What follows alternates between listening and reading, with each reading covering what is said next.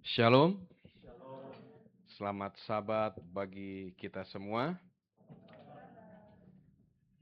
Kita bersyukur kepada Tuhan oleh karena pada Sabat hari ini kita boleh kembali bersama-sama beribadah di tempat ini. Dan bersyukur oleh karena kita telah dipersiapkan oleh dua buah lagu pujian tadi ya. Terima kasih Saudari Seva dan Michelle dan kawan-kawan yang tentunya itu boleh mempersiapkan hati kita menyambut firman Tuhan pada Sabat hari ini. To rescue a sinner like me. Ya. Dan what a day that will be. Dua lagu ini melambangkan betapa baiknya Tuhan di dalam kehidupan kita. Ya, yang mau datang untuk menjadi penebus dari dosa-dosa kita manusia yang hina ini. Dan juga mempersiapkan lagu yang satu mempersiapkan kita di satu hari nanti pertemuan dengan Tuhan kita. Itu semua hanyalah oleh karena kasih dan karunia Tuhan bagi masing-masing kita. Pada Sabat hari ini, seperti di jam sekolah Sabat tadi saya sudah sampaikan bahwa saya sudah diwanti-wanti sama istri saya, jangan panjang-panjang khotbahnya. Ya, tapi untuk yang sudah satu sekolah Sabat dengan saya sudah paham. Kalau pendeta sudah bicara, kalau tidak diingatkan, suka bablas. Ya, jadi kalau saudara rasa sudah waktunya selesai, mungkin boleh dikasih tahu, kasih tahu pendeta jam. Ya, ya. Mungkin nanti saya akan berpikir, kalau saya tidak ingat, saya akan berpikir, iya saya nggak punya jam, kalau saudara mau kasih boleh juga. Ya. Tetapi saya akan usahakan sebelum waktu kita makan, khotbah kita sudah boleh kita akhiri pada Sabat hari ini. Saya mengambil tema dikatakan apa yang Anda tanam hari ini. Siapa di sini yang suka bercocok tanam? Kak Maria, Saudara Ioy, Bapak Sinaga. Ada lagi yang suka cocok tanam? Ya, kakak saya. Walaupun gagal terus kalau dia. Ada lagi? Ya, saya tidak heran kalau dia gagal karena adiknya juga gagal terus kalau cocok tanam. Ya, saya dulu pernah bersama Ibu Pendeta. Kami juga tangan panas kalau kami bilang. Jadi kalau tidak cocok, biasanya akan panas ndak ini ya, ndak akan sesuai hasilnya.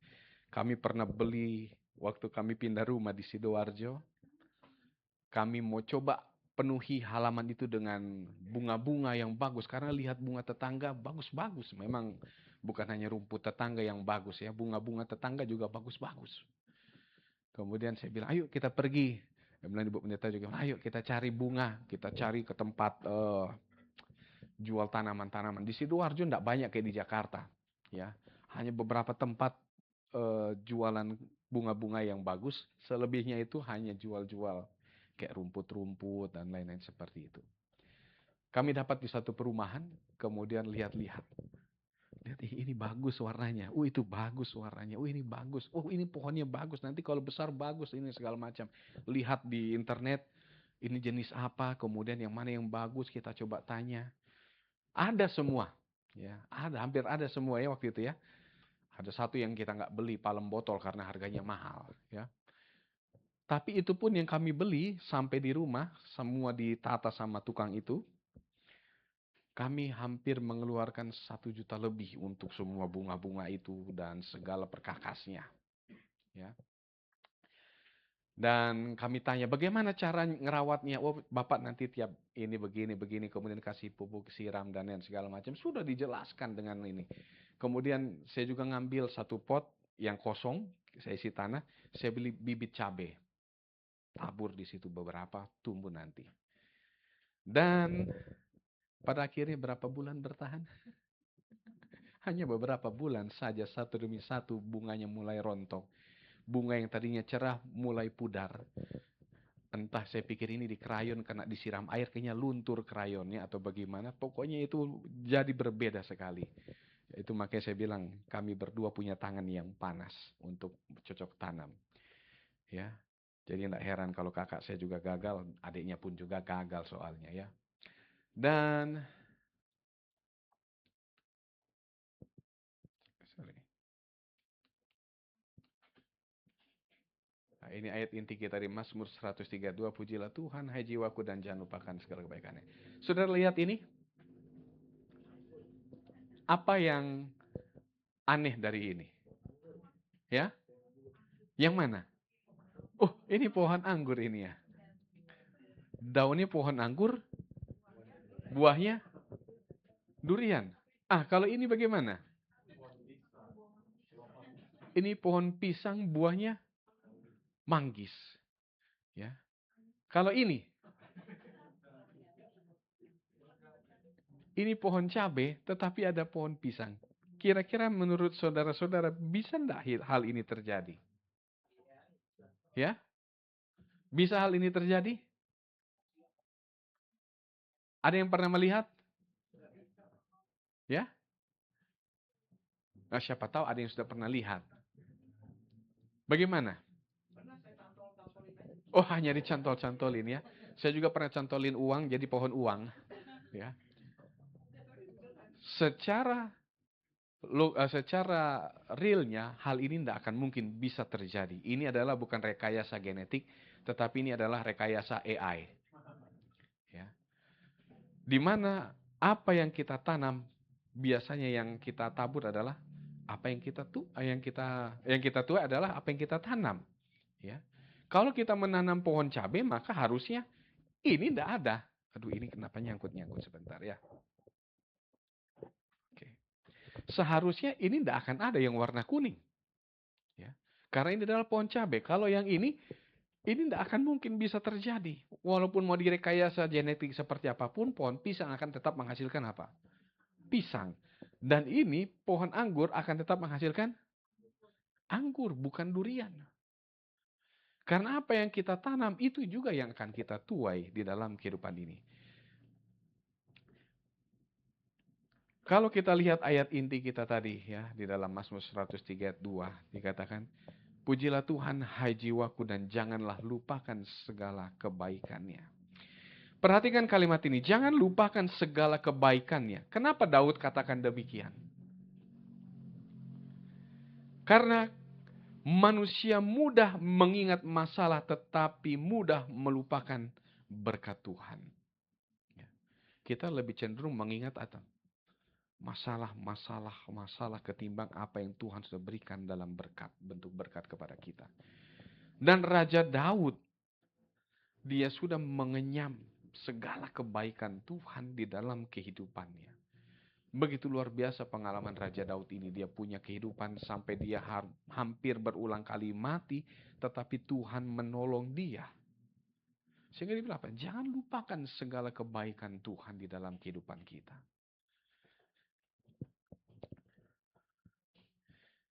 Kalau kita melihat kembali ke dalam perjalanan kehidupan kita,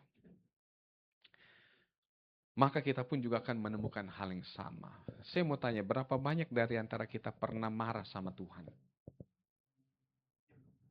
Pernah? Ada yang kesal dengan rencana Tuhan? Ada? Siapa yang berani mau angkat tangan? Hei, berani Bu ini. Saya juga berani. Saya pernah marah sama Tuhan. Pernah saya marah sama Tuhan dalam hati saya. Kenapa Tuhan begini? Ya. Kita mungkin bertanya-tanya, Tuhan, saya kan setia sama Tuhan. Saya rajin ke gereja. Apalagi saya bilang, Tuhan, saya kan pelayanmu. Kenapa hidup itu jadinya berat seperti ini? Pernah marah? Pernah saya marah sama Tuhan dulu. Waktu saya belum mengenal betul Tuhan itu seperti apa. Tetapi setelah saya jalani kehidupan ini, saya menyaksikan betapa baiknya Tuhan sebenarnya. Dan saya mencabut dan menyesal dalam hati saya sudah marah sama Tuhan.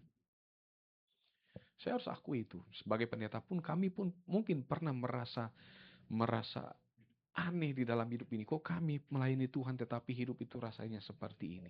Tetapi ternyata jalan-jalan Tuhan yang kita rasa sebenarnya mungkin kelihatan tidak enak. Tetapi ketika kita jalani ternyata itu membawa kebaikan di dalam kehidupan kita. Dan kalau kita melihat kembali perjalanan hidup, satu hal yang seharusnya membuat kita bersyukur adalah sampai saat ini kita masih berada di tempat ini, semua hanyalah karena kebaikan Tuhan.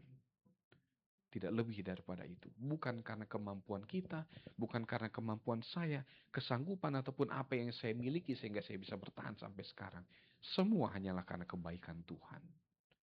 Saudara bisa berada di tempat ini, tadi pagi berangkat ke rumah sampai di tempat ini, semua karena siapa? Karena kebaikan Tuhan. Kalau tidak, mungkin bisa saja dikatakan apa? Kita selangkah, hidup selangkah daripada maut. Di mana-mana ada maut yang siap menyerang kita. Tetapi kalau bukan karena kebaikan Tuhan, mungkin kita tidak akan tiba di tempat ini dengan selamat. Kebaikan Tuhan bukan berarti hidup itu selalu mudah. Ya, jangan berpikir bahwa Tuhan itu baik, kemudian berarti hidup itu jalannya apa? Mudah-mudah saja. Ada orang berpikir kalau Tuhan baik, kenapa saya mengalami masalah? Ya. Kalau Tuhan baik, kenapa masalah ini datang? Kan seperti itu. Harusnya untuk umat-umat Tuhan, masalah nggak boleh datang. Ya, karena Tuhan itu baik, kan seperti itu. Secara logikanya kalau memang Tuhan itu baik. Tetapi Alkitab tidak pernah mengatakan bahwa orang yang mengasihi Tuhan akan bebas dari masalah. Justru banyak orang yang dekat dengan Tuhan mengalami lembah kehidupan. Kenapa bisa begitu? Ya, kalau lihat buka Mazmur 73. Bagi saudara yang bawa Alkitab, coba saudara buka Mazmur 73, Mazmur 37 dan Mazmur 73, dua hal yang sama. Mazmur 37 dan Mazmur 73. Saudara akan temukan di sana mengenai kemujuran orang fasik. Bagaimana orang-orang yang setia sama Tuhan justru hidupnya menderita. Bahkan lebih lagi di dalam Mazmur 73 dibilang apa? Orang yang benar ini terkadang pingin iri sama orang yang apa? Orang yang fasik. Karena hidup mereka mujur. Mereka gemuk-gemuk. Saya bukan gemuk seperti saya maksudnya ya. Ini gemuk-gemuk yang berbeda. Saya berisi bukan gemuk. Ya. Orang-orang yang gemuk-gemuk mereka bahkan menentang Tuhan. Mereka mengatai Tuhan. Tetapi hidup mereka baik-baik saja. Sementara orang benar disebutkan Mazmur 73. Yang hidup setia justru mereka hidupnya menderita. Iri dengan kecemburuan, kemujuran orang fasik. Cemburu dengan mujurnya orang fasik. Tetapi dibilang Mazmur 73. Tetapi sesungguhnya kau taruh mereka di tempat yang licin. Hancur lenyap, tidak bersisa. Tetapi aku, dia bilang apa? Dalam 73 bagian akhir. Aku suka dekat dengan Tuhan. Karena apa? Dia akhirnya melihat bahwa tetap Tuhan itu adalah Allah yang adil. Tetapi kembali, kebaikan Tuhan tidak berarti hidup itu selalu mudah. Perhatikan, Yusuf. Orang baik Yusuf. Apa yang dia terima? Dibuang sama saudara-saudaranya. Daud, apakah Daud orang baik? Baik atau enggak Daud? Orang baik, tetapi dia dikejar-kejar Saul untuk dibunuh berkali-kali. Ya, dia bermain kecapi, tetapi dia malah dilempar lembing sama siapa? Sama Saul. Ayub orang baik. Terus kenapa dia harus kehilangan harta dan anak-anaknya? Dia harus menderita penyakit. Daniel orang baik. Orang baik. Tetapi kenapa dia harus dibuang ke dalam gua singa? Paulus orang baik. Baik atau enggak? Kenapa ragu-ragu menjawab? Ya, Paulus orang baik. Dia jahat karena dia belum mengenal. Tetapi setelah dia mengenal Yesus, dia jadi orang baik. Iya, apa dampaknya? Ya, hidupnya teraniaya. Ya. Namun dalam semua keadaan itu Tuhan tetap baik. Kebaikan Tuhan tidak selalu berarti Tuhan memberikan apa yang kita inginkan. Bukan berarti semua yang kita minta Tuhan harus jawab. Ya. Kadang-kadang kebaikan Tuhan justru terlihat ketika Dia tidak memberikan apa yang kita minta. Karena kita melihat hari ini. Tetapi Tuhan melihat hari ini, besok, dan seterusnya. Kemudian kita akan melihat bahwa setiap perbuatan yang kita lakukan juga adalah sebuah benih yang sementara kita tabur saat ini. Kalau Tuhan sudah begitu baik sama kita, bagaimana dengan kehidupan kita? Apa yang kita sementara lakukan? Saudara-saudara, kita sering menganggap tindakan kecil itu cuma satu kebohongan, cuma satu kali marah, cuma satu kali gosip, cuma satu kali tidak jujur. Tetapi jangan lupa satu tindakan adalah sebuah benih dan benih yang kecil dapat menghasilkan pohon yang besar. Jadi apa yang kita tabur sekarang, kita akan tuai nanti pada waktunya nanti. Sebaliknya satu senyuman juga merupakan benih. Satu kata penguatan adalah benih. Satu pertolongan juga adalah benih. Satu pemberian adalah benih. Satu doa untuk orang lain adalah benih. Mungkin kita menaburnya hari ini dan tidak melihat hasilnya dalam waktu singkat. Tetapi dikatakan Tuhan melihat apa yang kita tabur di dalam hidup ini.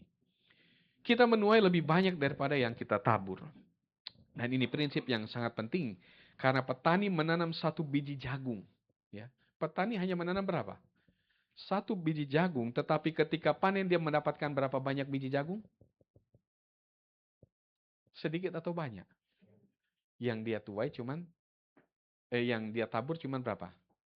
Satu benih, yang dia tabur banyak, berlipat-lipat ganda. Artinya bahwa tuaian biasanya lebih besar daripada benih. Karena itu kita harus berhati-hati dengan apa yang kita tabur. Karena kalau kita menabur kebencian, kebencian bisa berkembang. Kalau kita menabur kepahitan, kepahitan bisa menjadi karakter. Kalau kita menabur gosip, gosip dapat menghancurkan hubungan. Tetapi kalau kita menabur kasih, kasih akan menghasilkan kasih. Kalau kita menabur pengampunan, kita akan menciptakan suasana pengampunan. Kalau kita menabur kebaikan, kebaikan akan meninggalkan jejak dalam kehidupan orang lain. Satu kali ada sebuah ilustrasi. Ada seorang ibu yang sudah tua mengendara kendaraan di tengah malam sementara hujan. Tiba-tiba mobilnya mogok. Bagaimana ibu-ibu kalau mobilnya mogok? Panik ya, apalagi malam-malam, hujan, gelap, tidak ada orang, dia mulai panik. Bagaimana ini? Ya. Dan waktu itu belum zaman ada handphone. Jadi dia panik, kemudian dia berdoa sama Tuhan. Tidak lama dilihat dari belakang, dilihat dari spion, ada sebuah mobil tua. Mendekati lama-lama pelan dan dia berhenti di depan mobil ibu ini. Ketika dia berhenti, dia lihat ada seorang laki-laki masih muda tetapi pakaiannya lusuh sekali. Dia takut ini, jangan-jangan ini orang jahat ini. Ini jangan-jangan dia mau merampok saya. Dia kunci semua pintunya. Terus pemuda ini dia datang, dia ketuk kaca pintunya, kaca jendelanya. Ibu ini buka kecil saja karena juga posisinya hujan. Dia bilang, "Bu, kenapa? Oh, mogok mesin saya. Oh, oke. Ibu duduk saja di dalam, tolong buka kap mobilnya, saya akan periksa." Dia tutup kembali. Dibuka kapnya, nggak kelihatan kan waktu kap dibuka karena ibunya di dalam. Dia curiga jangan-jangan diapa-apain ini, dia udah agak takut. Tapi dia percaya Tuhan pasti tolong. Beberapa menit kemudian pemuda ini dia tutup kap mobilnya. Kemudian dia bilang, "Bu, tolong starter lagi." Dan ketika di starter beberapa kali akhirnya mobil ini bisa nyala dan bisa melanjutkan perjalanan. Sebelum dia melanjutkan perjalanan dia panggil, "Nak, sebentar." Dia ambil dari tasnya beberapa lembar uang dolar. Kemudian dia buka kaca. Terus pemuda ini dikasih uang. Dia kata, "Oh, tidak usah. Saya tidak membutuhkan uang ibu. Saya bisa membantu ibu saja itu sudah cukup. Yang ibu perlu lakukan adalah apa? Karena ibu telah menerima kebaikan dari saya, maka biarlah ibu juga melakukan kebaikan kepada orang lain yang tidak ibu kenal. Itu saja sudah cukup bayarannya." Oke? Kemudian ibu ini tutup. Dia merasa bersalah karena berpikir laki-laki ini orang jahat. Padahal justru laki-laki ini baik sekali. Ya. Kemudian dia lanjutkan perjalanan karena sudah sempat stres di jalan mati mesinnya. Dia lihat ada tempat rest area, dia singgah di sana, ada sebuah kafe di dalamnya dan dia keluar dari mobil, dia duduk di sana menghela nafas. Dia duduk, kemudian datanglah pelayan, dia pesan dan pelayan ini lihat ibu ini begitu lusuh mukanya, diambilkan handuk kecil yang sudah dikasih air hangat untuk menyeka mukanya. Kemudian dia ambil dan dia terima kasih. Setelah dia selesai makan, dia meredakan dirinya, kepanikan yang dari dirinya sudah lega.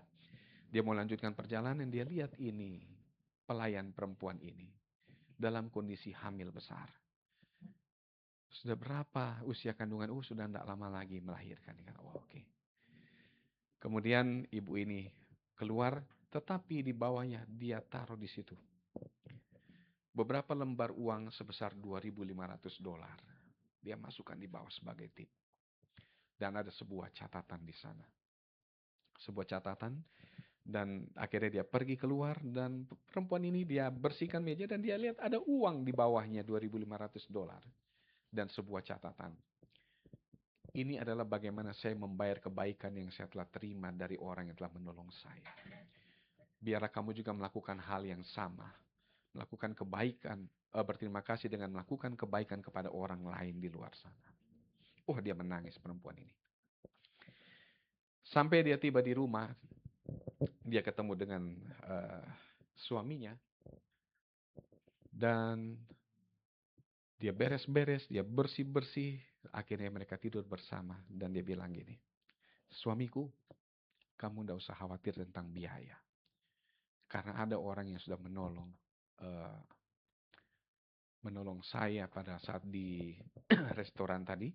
Dia berikan uang $2.500. Dia katakan. Dan saudara tahu laki-laki ini adalah orang yang menolong ibu itu.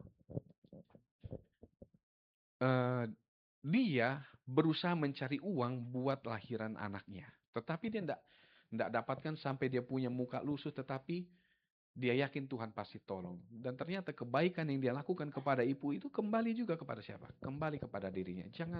Jangan khawatir untuk melakukan kebaikan kepada orang lain. Karena kebaikan itu tahu bagaimana dia menemukan jalan kembali untuk pulang.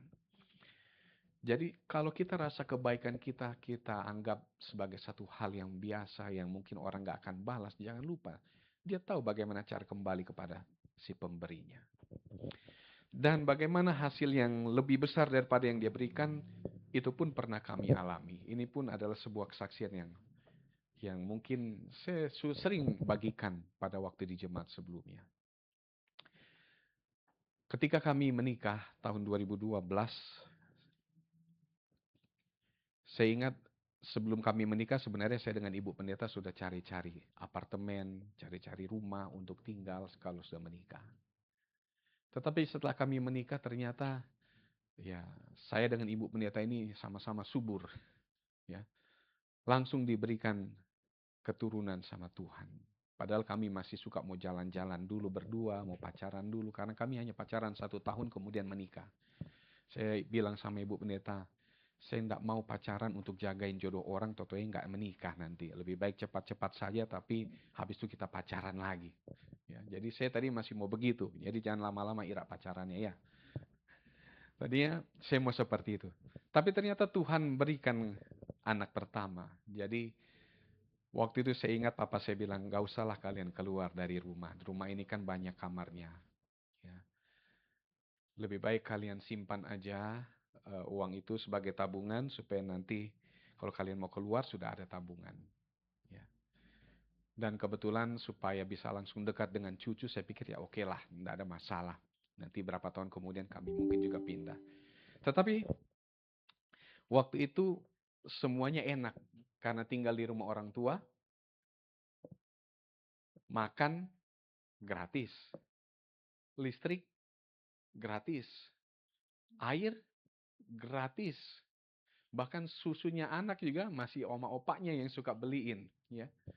Dalam hati saya, wah enak ini masih tinggal sini semua gaji masih kesimpan, ya, masih kesimpan.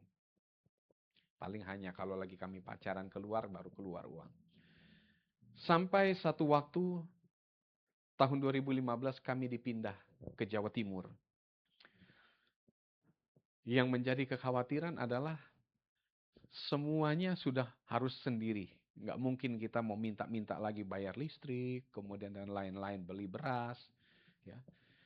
Dan pada saat kami pindah ke Jawa Timur, itu kami pindah di kota Gresik. Dan ternyata Tuhan karuniakan lagi seorang anak bagi kami di Gresik. Jadi pengeluaran sudah mulai bertambah susu lagi. Padahal Keisha sudah mulai besar. Saya pikir kan sudah mulai bisa berhenti beli Pampers dan lain segala hal. Tapi ternyata ibu pendeta hamil lagi dan lahirlah anak kedua. Pada saat itu Kami pun masih suka dibantu oleh orang tua ya. Oma opa masih suka sering telepon. Kemudian kalau ditanya Keisha, Keisha perlu apa? Terus dia akan bilang, mau yang merah-merah. Berapa banyak? Satu aja, kata opanya bilang satu aja. Kemudian kami bilang, minta 10. Ya. Katanya papi sama mami 10.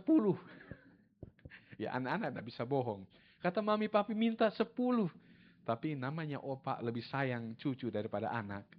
Ya nanti dikirim sama opa. Tetapi itu tidak selalu.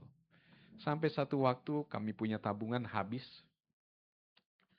Kemudian beras juga sudah mau habis. Air minum juga sudah mau habis. Pampers anak-anak tinggal beberapa lagi. Dan susu anak-anak juga sudah mau habis. Bensin habis. ATM habis juga. ATM-nya banyak, isinya yang habis. Ya. Kemudian, ini kok oma opa nggak nelpon-nelpon nih saya pikir kan. Karena biasa kalau misalkan ditelepon kan ya masih bisa minta beli susu atau apa. Tapi ini nggak nelpon-nelpon. Tapi waktu itu saya sama Ibu Pendeta bilang, ya sudahlah kita habis pulang melawat, kita nggak usah melawat dulu sampai nanti gajian. Padahal itu masih baru awal bulan. Dan pada saat kami pulang melawat, jadi jemaat Gresik ini, dari pintu gerbang sampai ke rumah itu jaraknya cukup jauh. Kayak dari belakang situ hampir sampai di tengah sini. Jaraknya agak cukup jauh dan itu di pinggir jalan. Jadi ketika saya masukkan mobil, kemudian saya mau tutup gerbang, Ibu Pendeta, Keisha, dan Abigail sudah masuk. Saya tutup gerbang, tiba-tiba datang seorang ibu naik motor.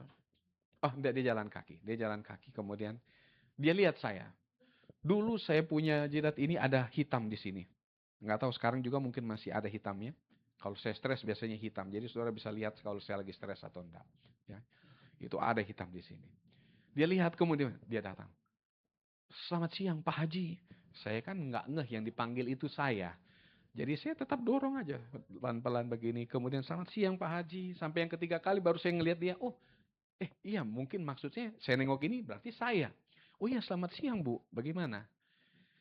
Kemudian dia bilang, Pak Haji, suami saya sementara ada di rumah sakit Semen Gresik. Tidak jauh memang dari rumah kami, di RS Semen Gresik.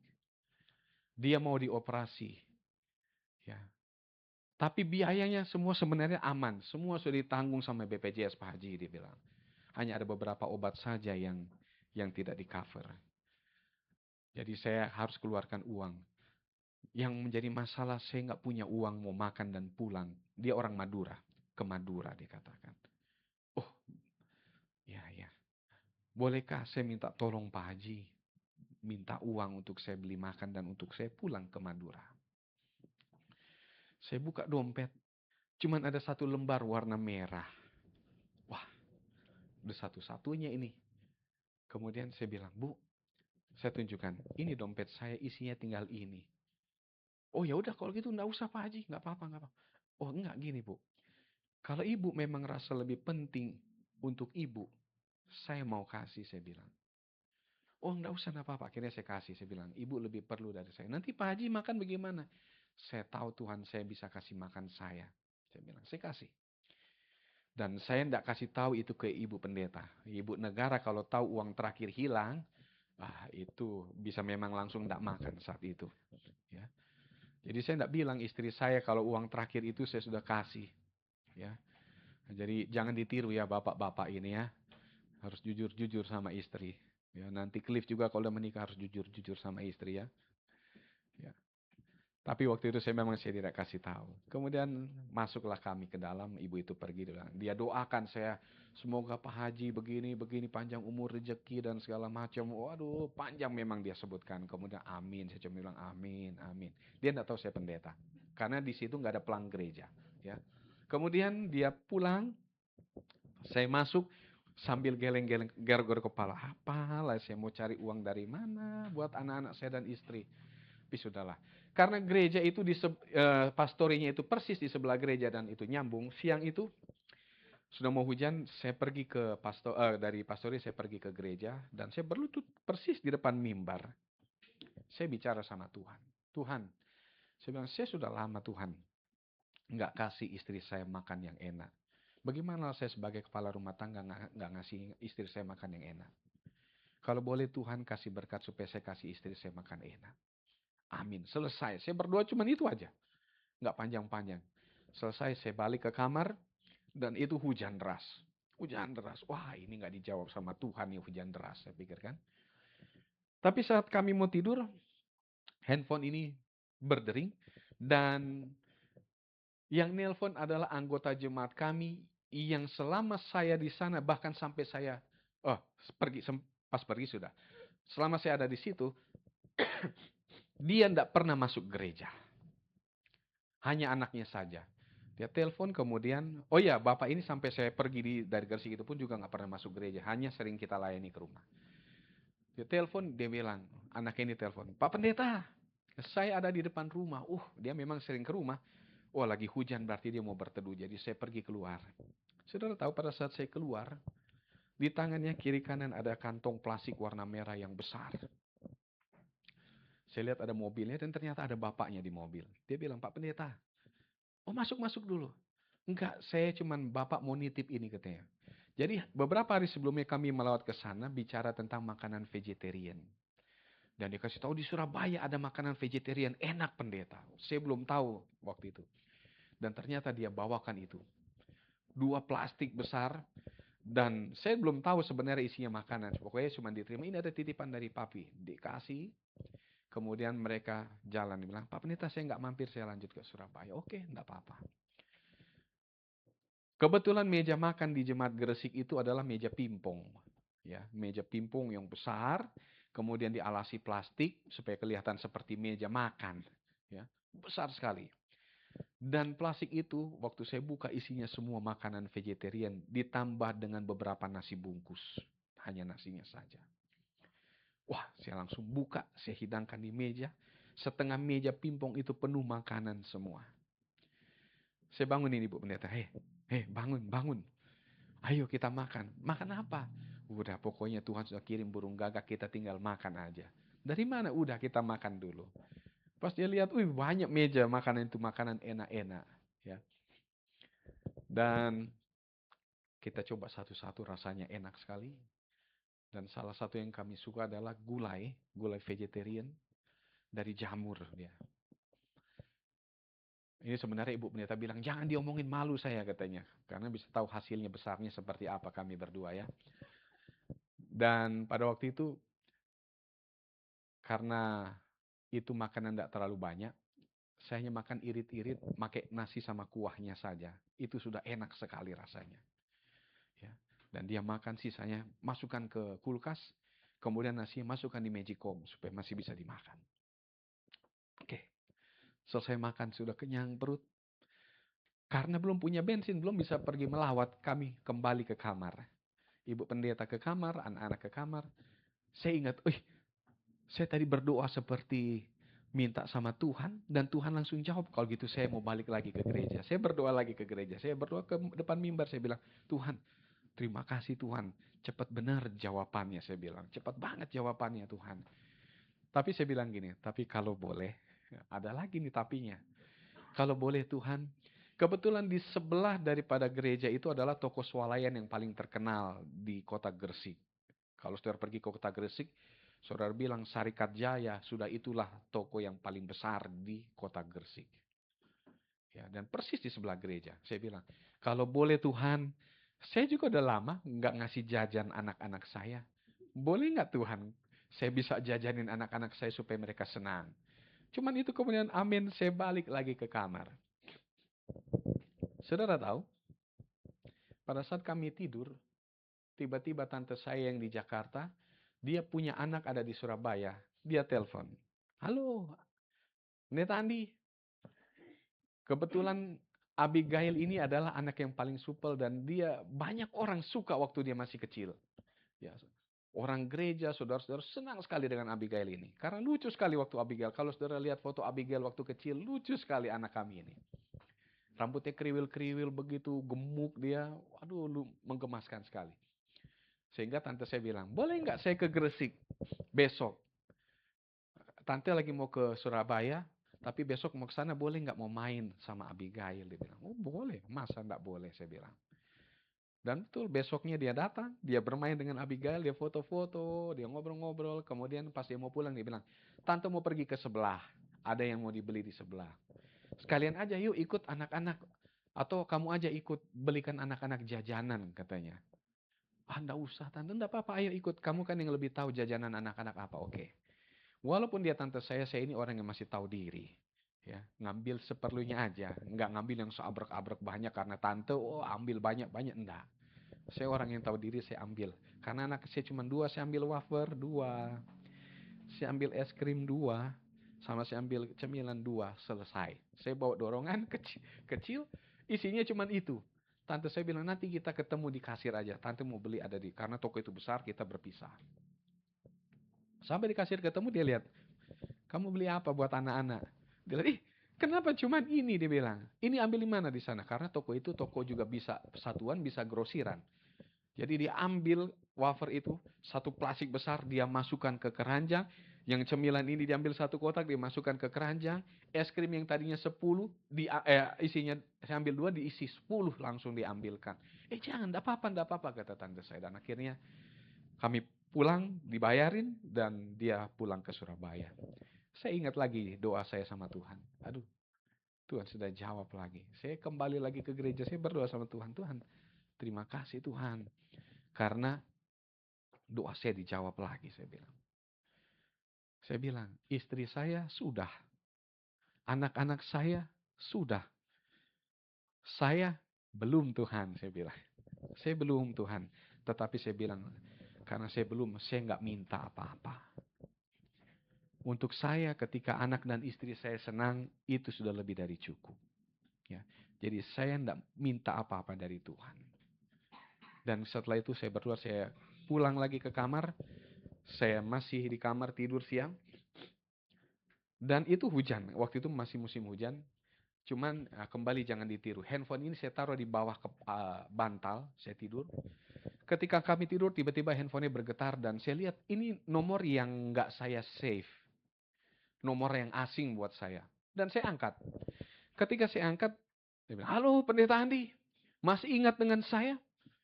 Siapa? Saya kenal suaranya, saya ingat-ingat. Oh, saya tahu ini orang ini. Oh iya, masih ingat Om. Masa enggak ingat? Ini teman kami waktu itu kuartet di Tamrin City.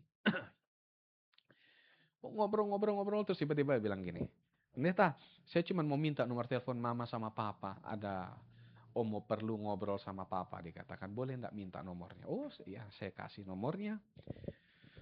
Dan sebelum ditutup dia bilang, satu lagi saya minta tolong sama pendeta. Apa itu Om? Saya minta kirim nomor rekening pendeta. Buat apa saya katakan?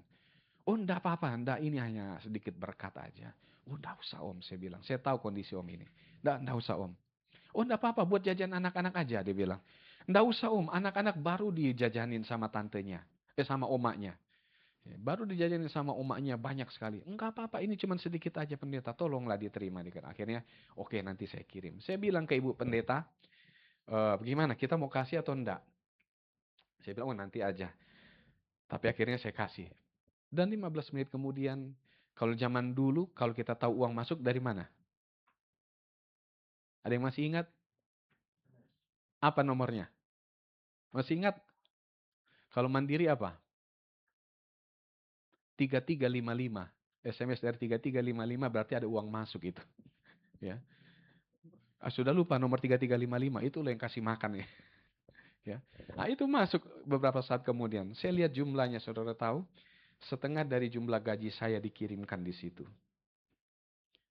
Dan jumlah itu cukup untuk beli susu, beli beras, beli air minum, beli pampers, beli bensin sampai saya gajian, dan masih ada sisa sedikit.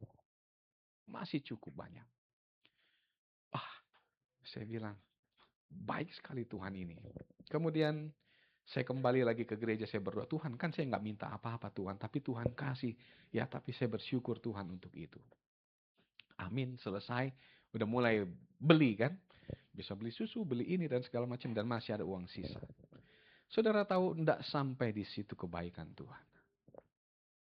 Tidak lama, ada telepon lagi. Ini dia adalah simpatisan gereja Advent di tempat kami.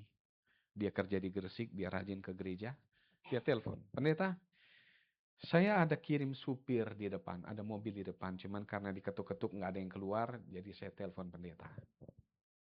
Kemudian dia bilang begini, "Saya titip sesuatu di supir saya. Nanti supir saya akan jelaskan." Oh oke, saya keluar. Dan betul ada mobil Kijang Innova di depan, kemudian turun supirnya. Dia datang, Bapak Pendeta Andi?" "Iya." "Oh oke."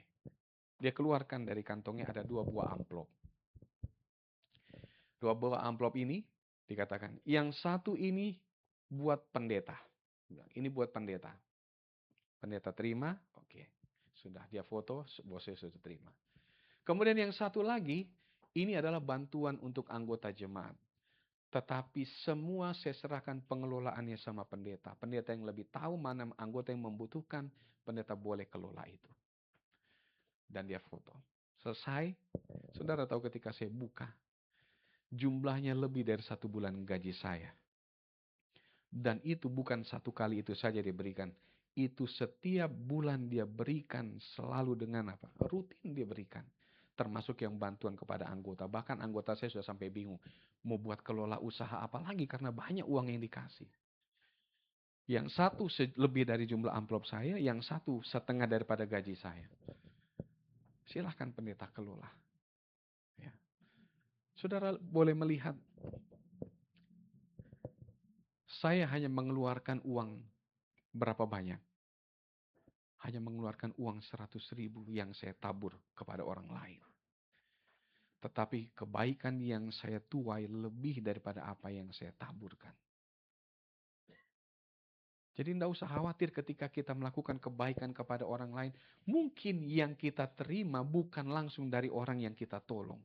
Bahkan terkadang orang yang kita tolong, yang kita rasa dekat, bisa menjadi orang yang pada akhirnya apa? Yang tidak baik sama kita. Ya, kebetulan kemarin saya baru ngobrol sama ketua angkatan kami, dia pasang status. Terkadang orang yang dekat dengan kita pada akhirnya menjadi musuh kita, dikatakan. Ya. Dan terkadang kebaikan yang kita kasih ke orang lain, kita terima balasannya dari orang lain yang kita tidak duga-duga. Jadi jangan berpikir bahwa ketika kita lakukan kebaikan dan orang itu tidak membalas kebaikan kita, artinya Tuhan tahu lewat jalan mana kebaikan itu akan kembali. Tidak harus selalu serta-merta dari orang yang kita tolong, kebaikan itu kembali. Tetapi yang jelas kita akan menuai pada waktunya nanti apa yang kita tabur. Ada sesuatu yang menarik dalam hukum pertanian, bahwa benih nggak langsung menjadi buah. Ya, hari ini ditanam, besok belum tentu kelihatan. Ya, minggu depan mungkin belum kelihatan. Tetapi di bawah tanah sedang terjadi sesuatu. Demikian juga dengan apa? Demikian juga dengan kehidupan kerohanian kita. Kadang-kadang kita bertanya, Tuhan, mengapa saya sudah melakukan yang benar tetapi belum melihat hasilnya? Jawabannya adalah bahwa benih membutuhkan waktu untuk apa? Untuk bertumbuh. Ya. Untuk memultiply itu semua. Galatia 6 ayat 9 dikatakan, janganlah kita jemu-jemu berbuat baik karena apabila sudah waktunya, kita akan menuai jika kita tidak akan menjadi lemah. Jadi jangan pernah berhenti menabur kebaikan di dalam hidup ini. Ya. Dan ini sangat penting. Kadang-kadang kita berhenti berbuat baik karena mungkin pernah disakiti. Kita berkata, saya sudah baik kepada orang itu, tapi dia balas saya dengan apa? Dengan perbuatan yang tidak baik. Ya. Pada waktu kemarin di konvensi, saya ketemu dengan beberapa pendeta-pendeta yang kenal dengan almarhum papa saya. Kebetulan semasa hidupnya dia sering membantu banyak pendeta-pendeta untuk berkuliah. Ya. Dan ada beberapa orang yang tahu mengenai hal itu. Kemudian waktu itu dia datang ke kamar. Dia ngobrol-ngobrol, gimana sekarang usaha papi? Dia ngobrol, tanya-tanya dan segala macam. Saya bilang, oh ya sudah ndak, begini saya jelaskan. Kemudian dia bilang gini, saya bingung ya sama pendeta-pendeta yang dibantu sama papimu. Lihat apa yang mereka lakukan. Ada nggak mereka bantu kamu, dikatakan. Tapi saya bilang, tidak apa-apa pendeta. Saya tidak membutuhkan balasan dari mereka. Karena kebaikan itu bukan berarti harus serta-merta dari mereka juga yang menerima kebaikan dari keluarga kami. Ya. Jadi terkadang kebaikan kita tidak serta-merta kita tuai dari orang yang kita tolong. Ya. Dan akhirnya kita bisa katakan, wah saya kapok kalau mau berbuat baik kalau kayak begitu. Orang nggak tahu diri, kacang lupa kulit, dan lain segala macam. Kita mungkin sering akan bicara seperti itu. Tetapi jangan. Karena ketika kita berbuat baik, kita sedang berinvestasi kepada manusia. Kita sedang menabur di hadapan Tuhan. Kita bukan hanya sedang berinvestasi kepada manusia saja. Tapi kita sementara menabur di hadapan siapa? Di hadapan Tuhan. Mungkin manusia tidak menghargainya, tetapi Tuhan melihat. Mungkin manusia melupakannya, tetapi Tuhan tidak pernah melupakannya. Mungkin manusia tidak membalasnya, tetapi Tuhan sanggup memberikan tuaian pada waktunya. Dalam Alkitab bahasa Indonesia sehari-hari di dalam 2 Korintus 9 ayat 8 disebutkan demikian. Allah berkuasa memberi kepada kalian berkat yang melimpah ruah, supaya kalian selalu mempunyai apa yang kalian butuhkan, bahkan kalian akan berkelimpahan untuk berbuat baik dan beramal. Nah, nanti saudara boleh buka dalam bahasa terjemahan barunya ya. Oleh karena apa? Kasih karunia Tuhan lebih dari cukup buat kita semua. Kasih karunia Tuhan, Tuhan berkuasa untuk melimpahi kita dengan berkat. Tetapi sangatlah penting bagi kita dalam menyadari mengapa dan untuk tujuan apa Dia memberikan berkat itu. Terkadang kita menerima berkat yang kita pikirkan adalah tentang siapa? Hanya tentang siapa? Ya, hanya tentang diri kita sendiri. Ini uang saya mau pakai buat saya dan keluarga saya. Tetapi kita lupa bahwa apa yang Tuhan titipkan adalah untuk kita kelola bukan hanya bagi diri kita sendiri. Dan saya selalu ingat, orang tua saya selalu ajarkan, kalau kamu punya berkat, ingat di situ ada berkatnya orang lain yang kamu juga harus bagikan ke mereka. Sama seperti saudara-saudara kita di kaum muslim. Ya. Buat mereka, apa yang mereka punya itu ada milik orang lain yang dititipkan Tuhan juga di situ. Bagaimana mungkin kita yang Kristen bisa kalah dengan mereka yang di luar sana seperti itu? Kita hanya berpikir bahwa apa yang kita terima berkat ini hanya untuk milik kita sendiri. Tetapi di luar sana yang kita anggap mereka mungkin tidak akan selamat. Kita sering bilang berpikiran seperti itu, tetapi mereka punya kasih yang jauh lebih besar daripada umat-umat Tuhan. Pertanyaan selanjutnya, apakah kita akan rugi atau bangkrut atau jatuh miskin bila kita banyak memberi? Bagaimana?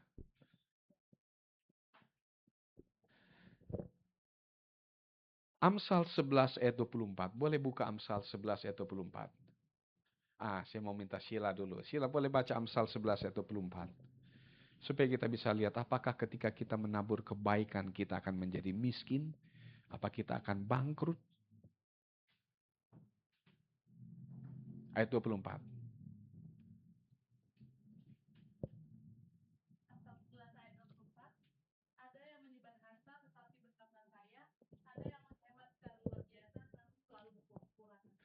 Dia bilang apa? Ada orang yang menyebar harta, tapi tambah kaya, bukan tambah miskin. Secara hukum dunia, bahwa ketika kita punya uang, kita keluarkan untuk orang lain, maka jumlahnya bertambah atau berkurang. Secara logika akan berkurang. Tetapi Alkitab katakan apa? Ada orang yang menyebar harta, bukannya berkurang, tetapi bertambah kaya. Tetapi, dibilang ada orang yang berhemat setengah mati, tetapi selalu apa? Berkekurangan. Dengan kata lain, kalau dia berhemat, dia nggak ngeluarkan. Harusnya secara hukum dunia, dia baik-baik saja. Karena uangnya tidak berkurang, dia serahkan keluar. Tetapi justru dia berkekurangan. Nah, logika dunia dengan logika surga bertolak belakang. Ya. Yang satu menyebar bertambah kaya, yang satu menghemat tambah berkurang. Kok bisa begitu? Itulah Tuhan punya kuasa. Ya. Jadi jangan kita ragu untuk melakukan kebaikan, menolong orang lain. Karena kembali kitab Amsal dibilang apa? Dibilang seperti ini. Siapa yang memiutangi orang yang lemah, siapa yang berbuat baik kepada orang yang lemah, dia memiutangi Tuhan. Dan Tuhan akan membalas kebaikannya itu dengan berkat Tuhan. Artinya ketika kita menolong orang lain, jangan lupa Tuhan lagi hutang kebaikan sama kita. Ya. Senang nggak kalau ada orang yang punya hutang sama kita? Zaman sekarang nggak ada senang. Ya. Zaman sekarang orang yang berhutang lebih galak daripada yang dihutangin. Ya. Tetapi pada dasarnya, kalau kita ada orang yang berhutang sama kita, artinya kita masih punya tabungan kan di orang itu ya, masih ini. Tetapi dikatakan, kalau Tuhan yang berhutang bagaimana? Tuhan yang hutang sama kita. Dan hutangnya hutang kebaikan. Senang tanya kalau Tuhan punya hutang sama kita? Senang? Senang. Tuhan inilah yang berhutang. Berhutangnya kebaikan lagi. Dan dia akan balas dengan berkat-berkatnya.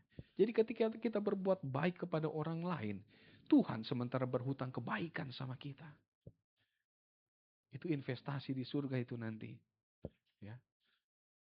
Dan jangan lupa bahwa Tuhan tidak pernah lalai menepati janjinya. Kalau orang yang berhutang sering lalai untuk menepati janjinya bayar hutang, Tuhan tidak pernah lalai. Kita harus tahu untuk apa Tuhan memberkati kita dan kita harus memiliki kerinduan untuk melakukannya. Dan kita harus sadar bahwa berkat hanya bisa dimiliki dengan usaha yang jujur, serius dan dibarengi dengan kedekatan dengan Tuhan. Hidup kudus dan seturut dengan kehendak-Nya. Selanjutnya mengetahui untuk apa berkat itu dia limpahkan. Jadi kembali bahwa apa yang Tuhan titipkan itu bukanlah milik kita sepenuhnya. Semua tetap milik Tuhan sepenuhnya. Tetapi itu dipercayakan untuk dikelola kepada kita. Ada sebuah lagu sebenarnya bagus sekali. Lagu dari Bill Gaither disebutkan judulnya So Remind Me. Pernah dengar itu? So remind me, dear Lord. Dikatakan the things that I have apa? Saya lupa katakan. Pokoknya artinya dibilang gini. Apa yang saya terima daripada Tuhan itu hanyalah sebuah titipan saja.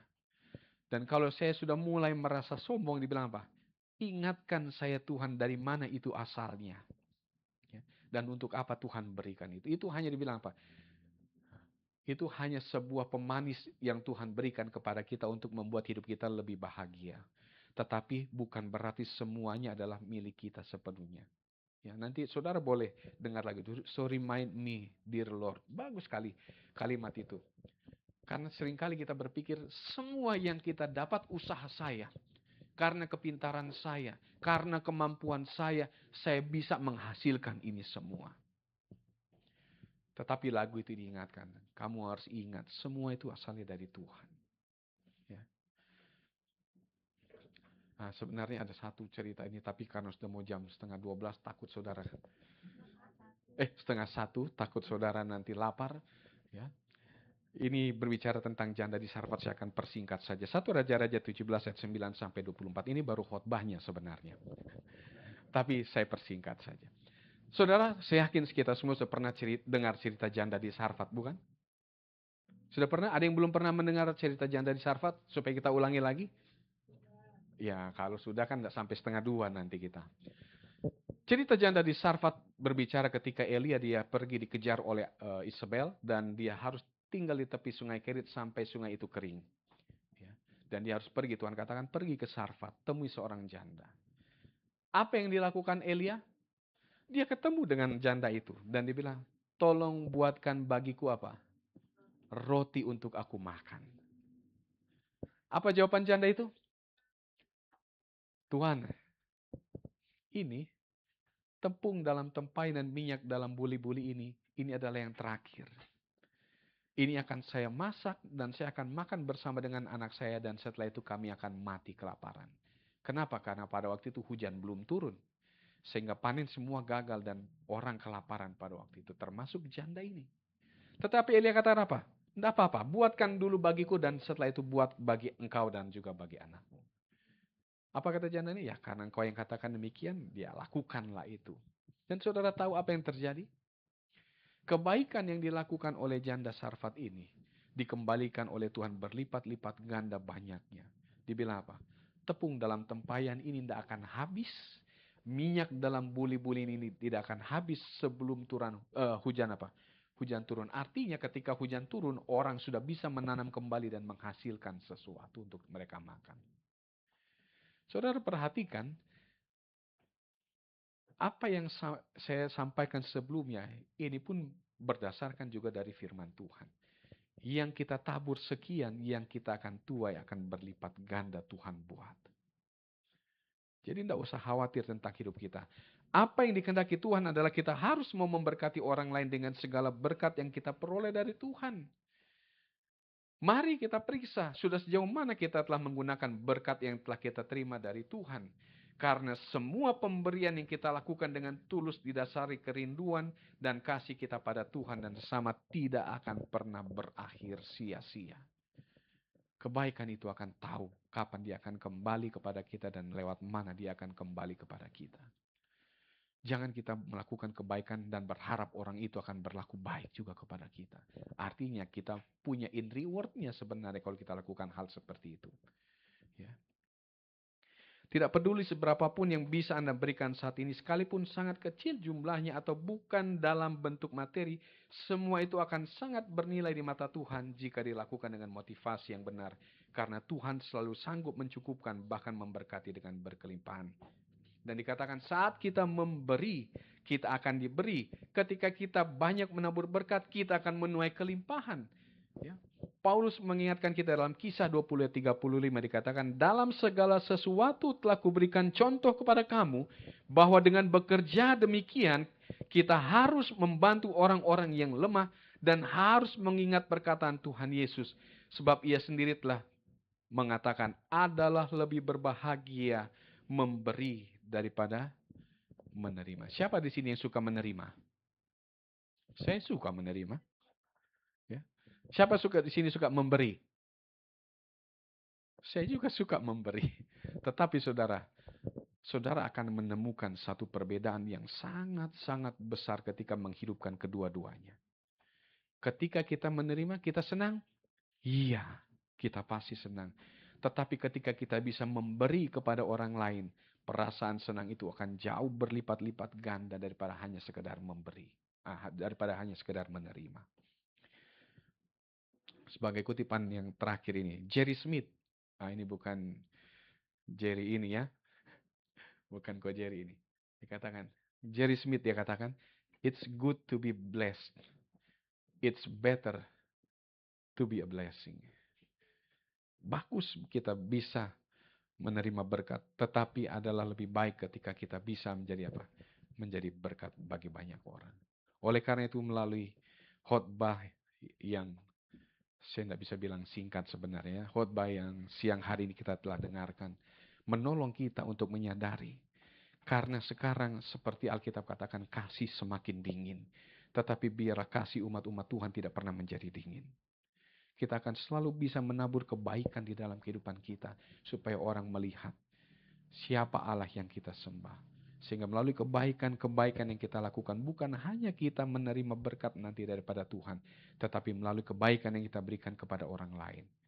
Nama Tuhan yang kita sembah akan selalu ditinggikan dan dipermuliakan. Menjadi doa dan harapan kita, Tuhan Yesus kiranya memberkati kita semua.